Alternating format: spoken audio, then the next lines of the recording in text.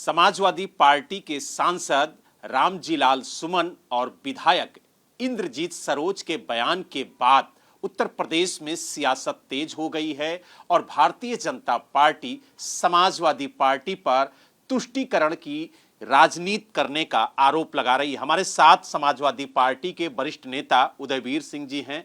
उदयवीर जी, जिस तरीके से आरोप भारतीय जनता पार्टी लगा रही है और ये कह रही है कि तुष्टीकरण की राजनीति समाजवादी पार्टी कर रही है।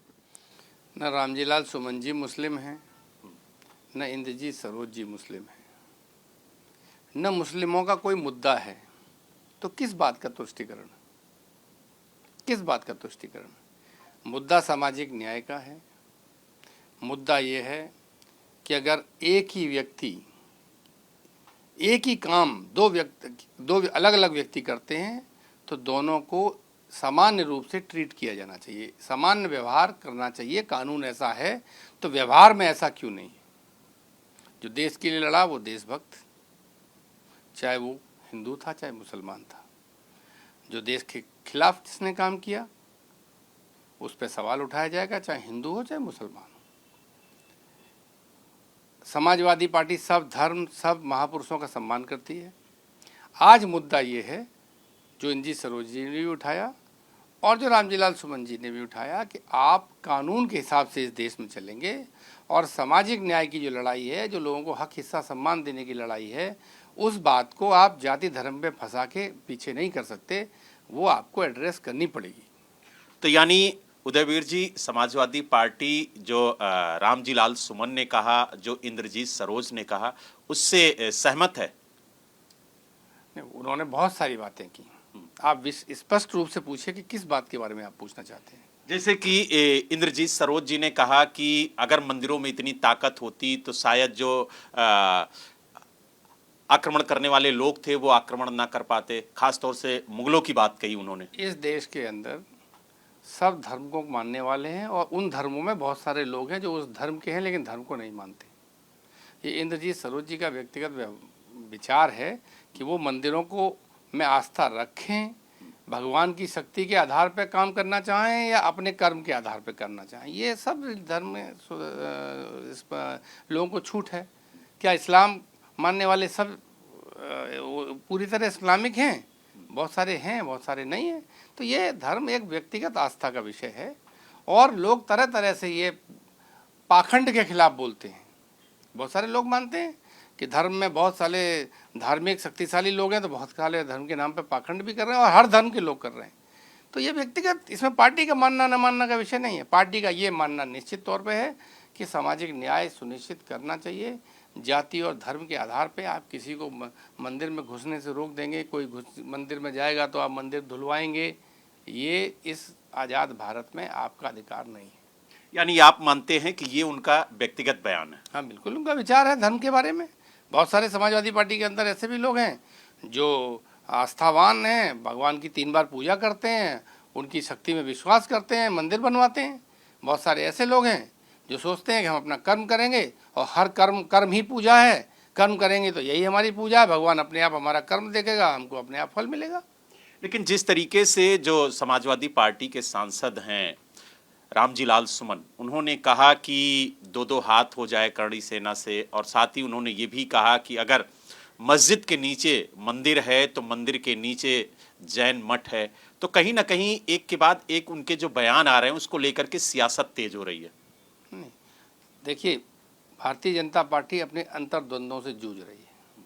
आप भी जानते हैं मुख्यमंत्री जी को हटाएंगे कि बनाएंगे, फॉरवर्ड बैकवर्ड, ये सारे झगड़े जो है भारतीय जनता पार्टी के आंतरिक झगड़े हैं, समाजवादी पार्टी के झगड़े नहीं हैं।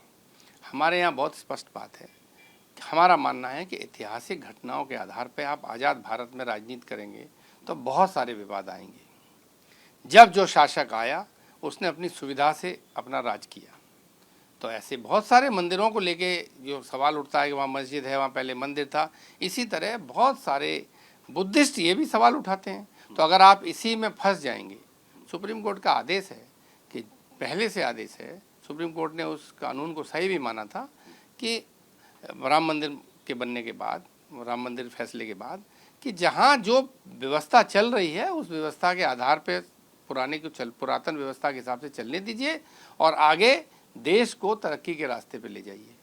जो लोग इस विवाद में फंसा रहे हैं बातों को, तो आप सवाल कर रहे हैं तो मैं जवाब दे रहा हूँ। मैंने तो आपको बुलाया नहीं जवाब देने के लिए, लेकिन आप सवाल कर रहे हैं। और जो रामजीलाल सुमन जी ने ये कहा, उन्होंने सीधा सीधा, आज भी पूरा बयान आप सुनिए, उन्होंने यही कहा कि कुछ लोग मेरे यहाँ तलवार तीर लेके आ गए, लोकतंत्र में ये व्यवस्था नहीं है। कोई भी है, अगर वो कोई सेना है या कुछ है, तो वो देश की सीमाओं पर जैसे सैनिक इस देश की सेनाएं लड़ती हैं वैसे लड़ें, वहाँ बहुत काम है।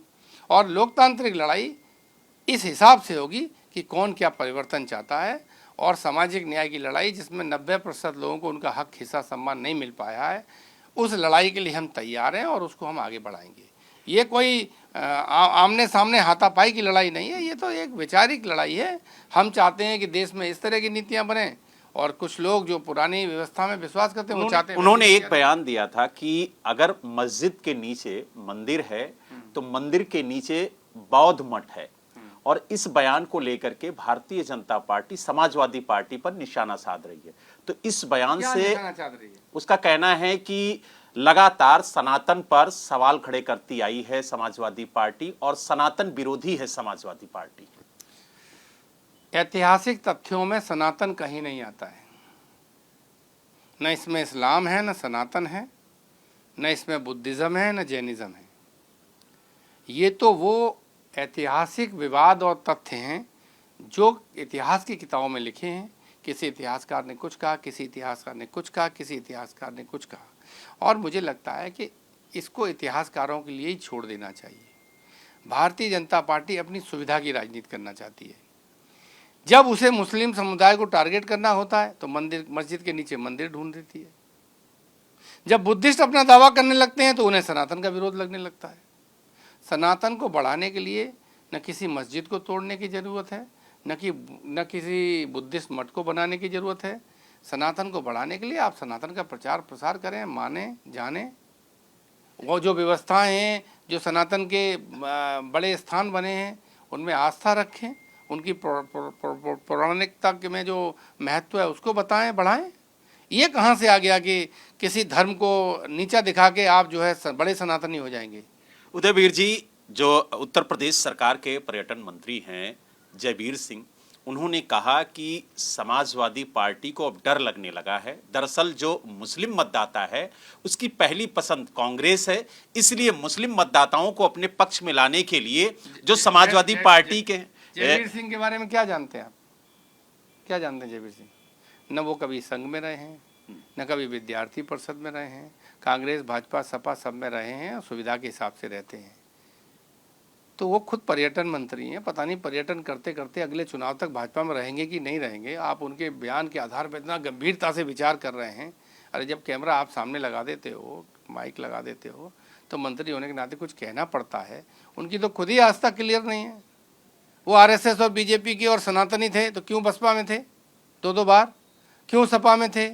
कांग्रेस से राजनीति शुरू की। तो आप इस बेहतर होगा किसी ऐसे आदमी का बयान लाइए जो कम से कम मूल भाजपाई तो हो, मूल संघी तो हो। हमारे ज़िले के हैं, रिश्ते परिवार में भी अड़ोस पड़ोस के ही हैं, तो आप उनका थोड़ा पता करिए। आप मंत्री जी के आधार पर पूरे सनातन का सम्मान दांव पर लगा दे रहे हो। पता लगा एंड टाइम पे वो झंडा उतार के दूसरे झंडे में चले गए, तो फिर क्या बचेगा? तो आपने देखा हमारे साथ समाजवादी पार्टी के वरिष्ठ नेता उदयवीर सिंह जी थे, जिन्होंने जयवीर सिंह के सवालों का जवाब देते हुए कहा कि पहले ये तय करें कि आखिरकार वो चुनाव के अंत तक भारतीय जनता पार्टी में रहेंगे या फिर दूसरे दल का झंडा उठाकर चल देंगे। लखनऊ से वीडियो जर्नलिस्ट हरिओम के साथ Balram Pandey, ABP news. For exclusive and insightful videos, subscribe to our new channel ABP Live Premium.